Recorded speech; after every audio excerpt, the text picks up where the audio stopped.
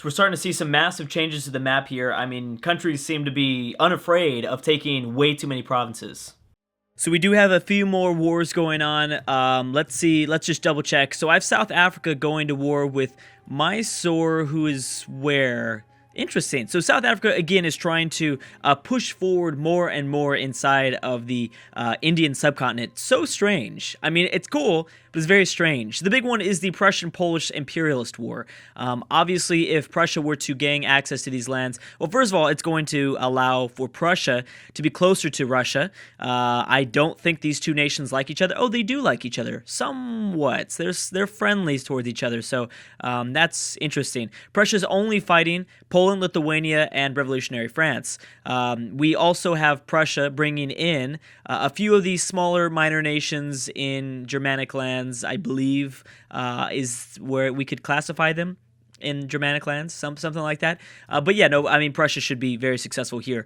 Now, Russia did not loot, or they did not win, there you go, their war against Tibet, and Tibet made them pay for it. I don't know why, I don't know where the Russian regiments are at, I don't know what's going on, but Russia could have been able, I'm sure, they had to have been able to reinforce Yarkand. They should have been able to reinforce Yarkand and then go down into Tibet lands and take them out, but they didn't. They didn't do that, and Tibet made them pay. Russia was forced to release a few nations, I believe.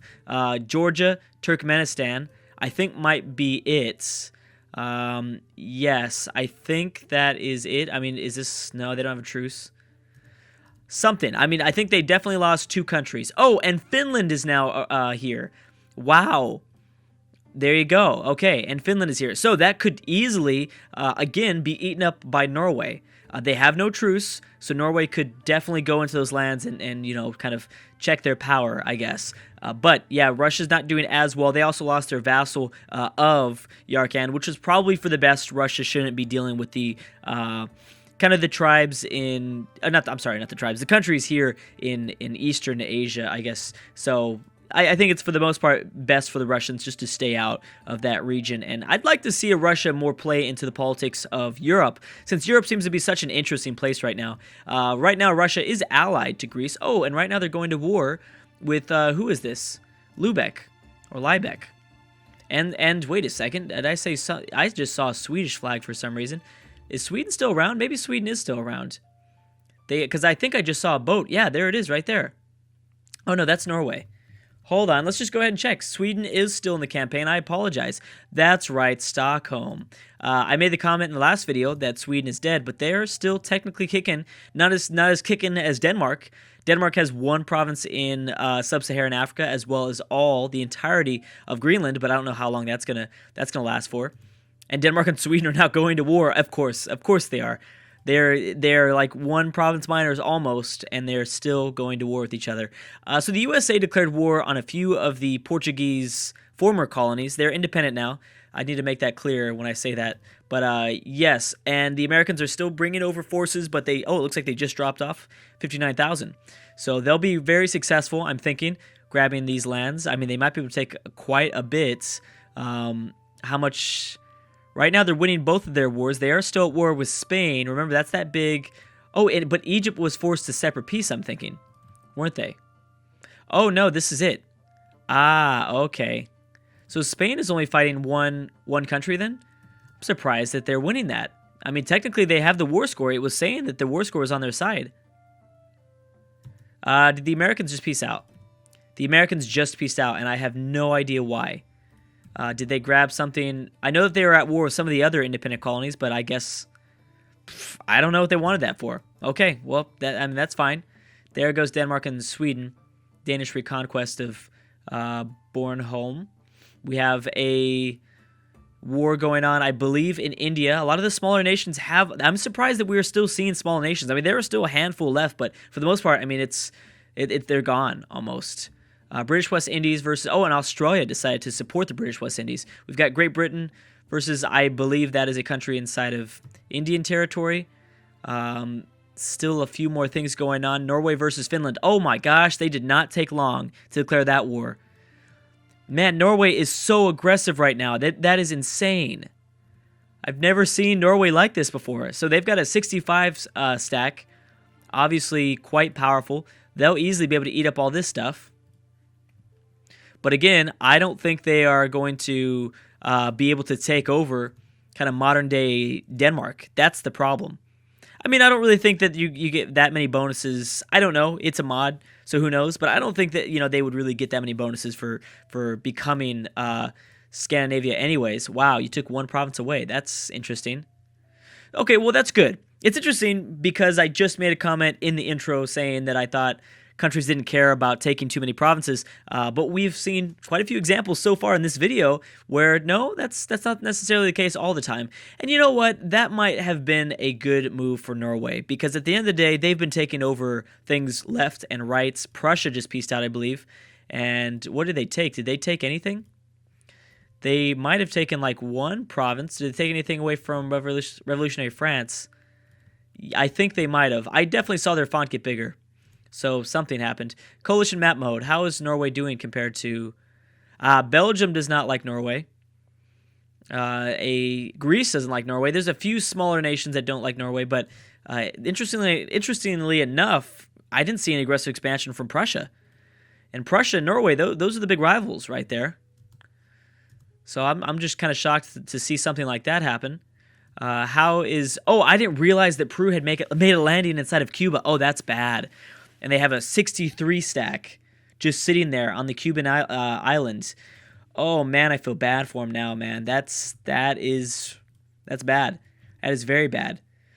They are supporting their ally in Haiti against the British West Indies. Have they made a landing there?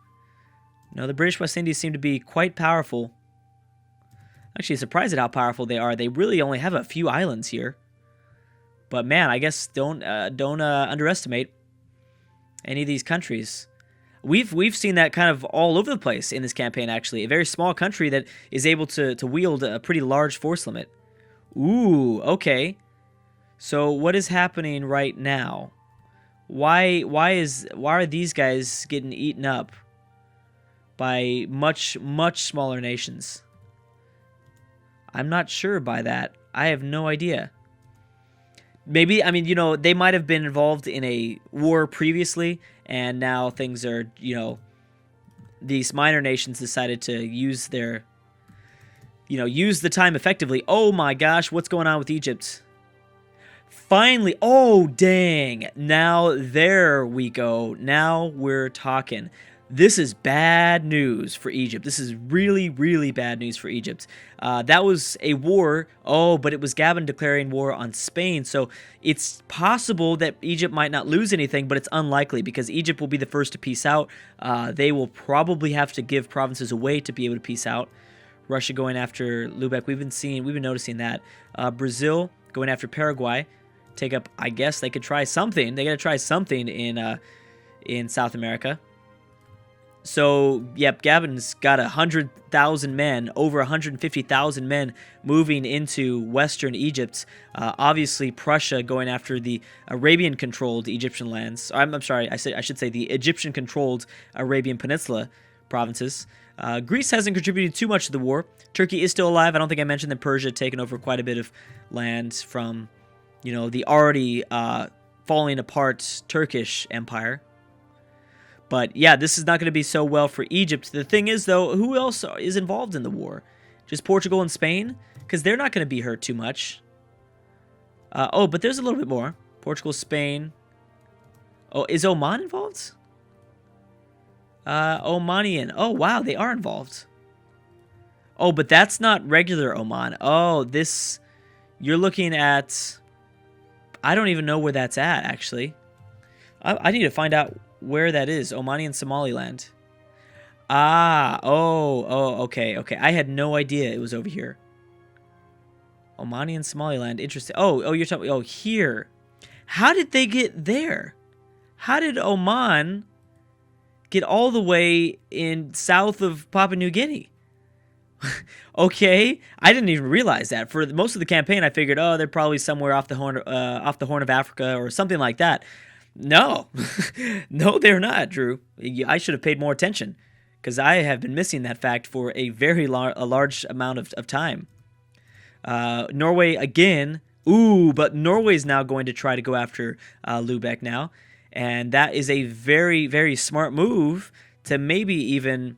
Yep, and here they go across the strait. I'm sure Norway obviously controls these straits with... I'm sure Norway has to have a massive, massive fleet off the Baltic Sea, in the North Sea.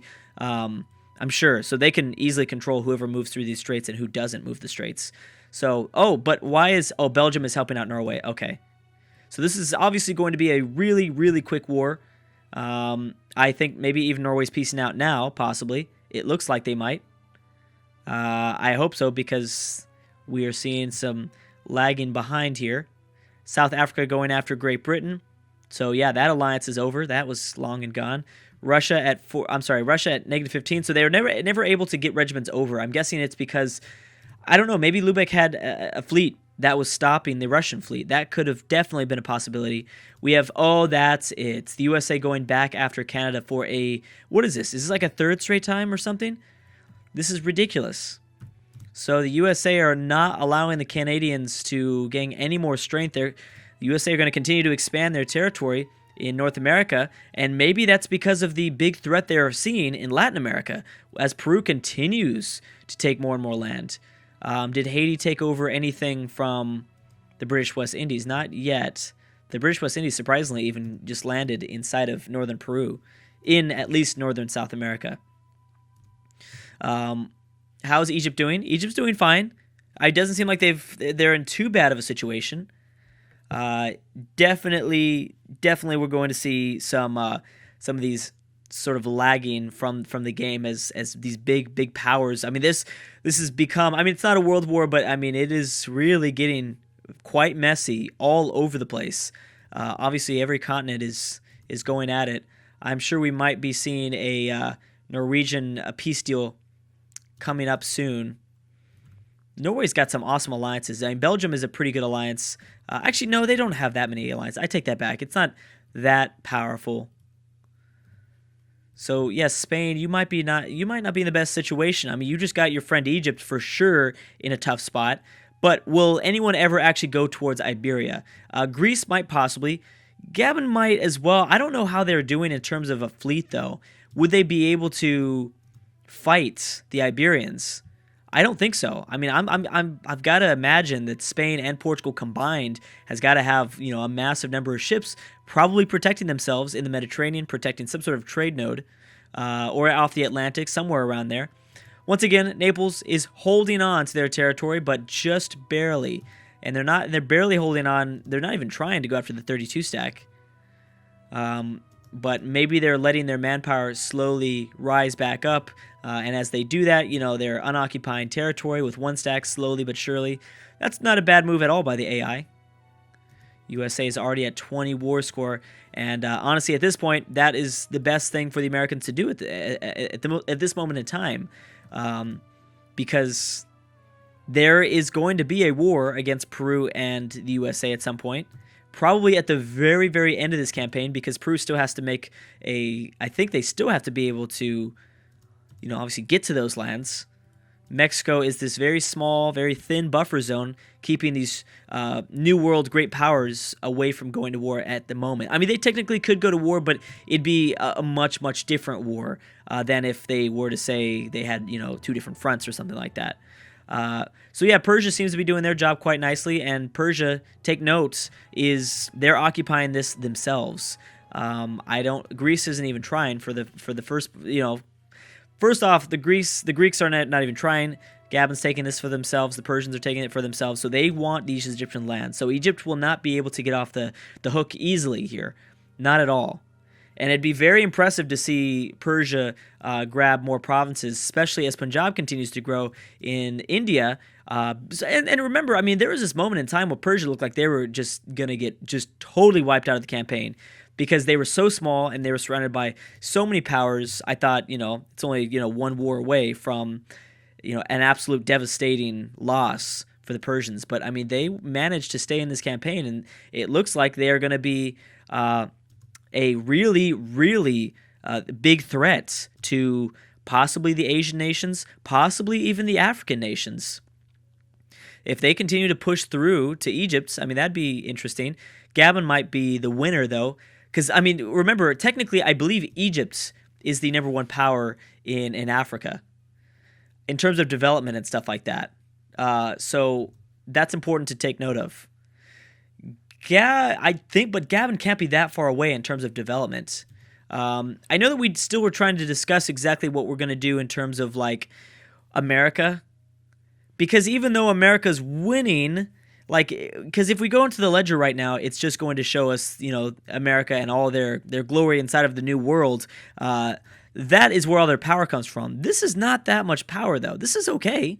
Not bad, don't get me wrong, but I don't think we can technically count it, especially because, you know, the Americans are pretty lucky that never became a colony. That didn't form a colony. That just became, you know, American lands. If that weren't to have happened... Oh, did Norway peace out? Yes, they did. Let's go and check on that. But yeah, no, if that didn't happen, I mean, I can guarantee you the American West African colony would have became independent. Who knows what it would have formed, but yeah, because of that reason, America will never lose this land. So I don't know if it's technically fair to give the victory to America inside of Africa, but still, I don't know. So yeah, Norway did take over everything. Oh no, they didn't take over everything. Oh, looks like they only maybe grabbed one province. Okay, so you got pretty lucky. Norway's black flagged. Russia might even lose this province here in the middle of I don't know if this is called the Danish Peninsula, but I'd imagine that it is. That seems about right.